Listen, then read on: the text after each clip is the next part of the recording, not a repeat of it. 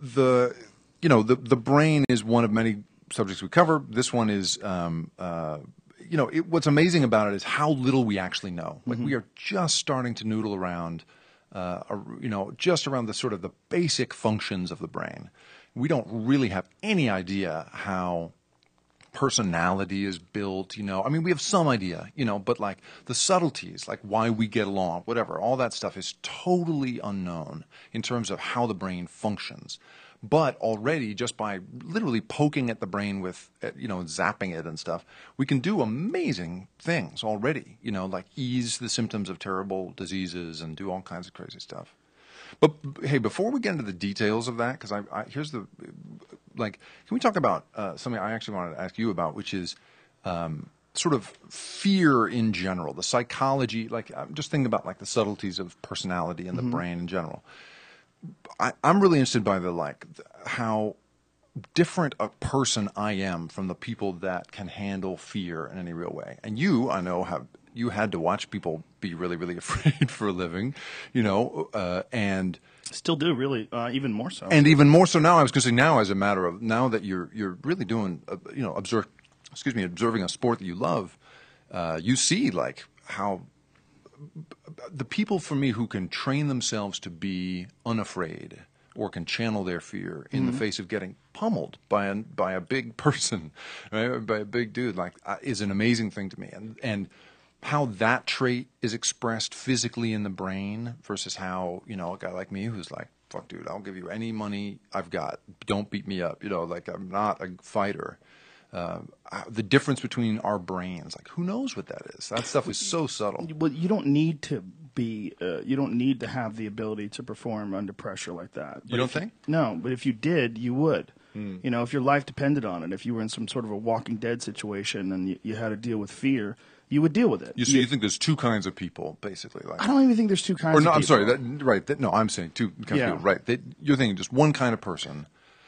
And it's just the choices you make. Yeah, there's survivors or people who die. I mean, right. Literally, there's no during most exchanges in civilized society, there's no need to be afraid of other people. There's no need to be afraid of violent altercations. It's very rare. Right. Unless you're in terrible environments, unless you're in war, unless you're in really, really bad neighborhoods, most likely you're going to be safe in San Francisco just going to your job and interacting with human beings. Yeah. But when you're forced to, in a day-to-day basis, it overcomes stress and fear, and it becomes a part of your reality. And once it becomes a part of your reality, in terms of performance, it also becomes something that you kind of have to be inoculated to. Right. You start off slowly, and even stand-up comedy. The first time I tried stand-up comedy, I was terrified. Terrifying. But now I'm not scared at all. Now it's fun, and that is part of you. You've got to be competent. You got to have your bases covered. And I remember competing as a martial artist. There was a big difference between how I felt when I was really prepared and how I felt if I was injured or if I was sick or if there was something wrong or if I didn't train hard enough. When you have doubts, that's when you're in a really bad place. I would say, though, that the raw materials are distinct enough. I mean, we can agree, right, that the raw physical materials of people are distinct from one another. Like my wife was an Olympic hopeful. She was a track and field runner. And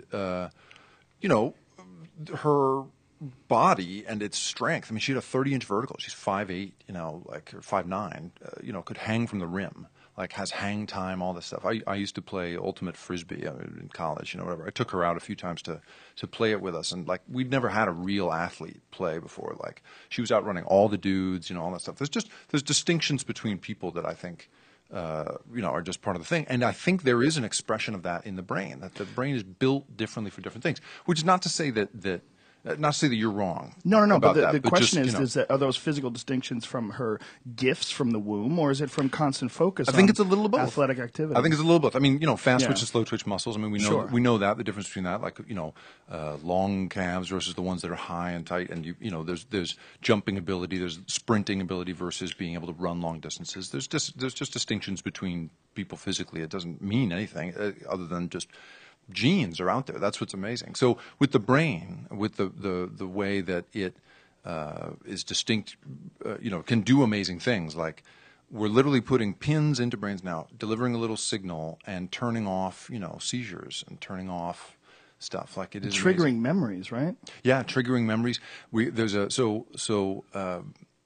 There's basically a new category of thing called biomechanical engineering, where they've taken guys like your dad who might have who like to tinker and are good at that, right?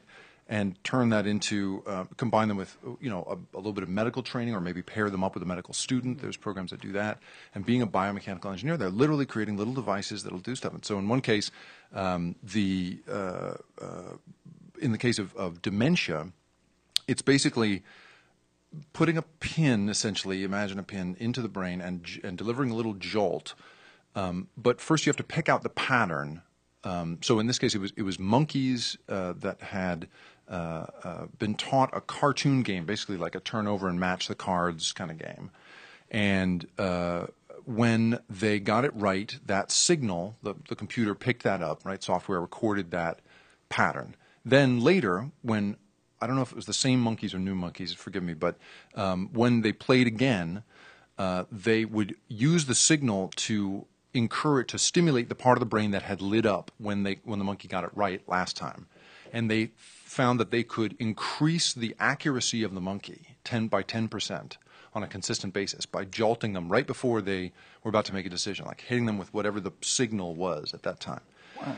And then, this is the other crazy part of it, they then hit those monkeys each with a hit of cocaine and watched their, they fell off by 20% basically from their normal abilities in that game. Then they started doing this zapping again and could restore them to normal ability again, right? So the trouble in this case, though, or the reason that this is still a decade or more from being possible in humans is we don't know, life is not like a game of flashcards. You don't know what the signals are that you're going to want to prompt ahead of time or whatever.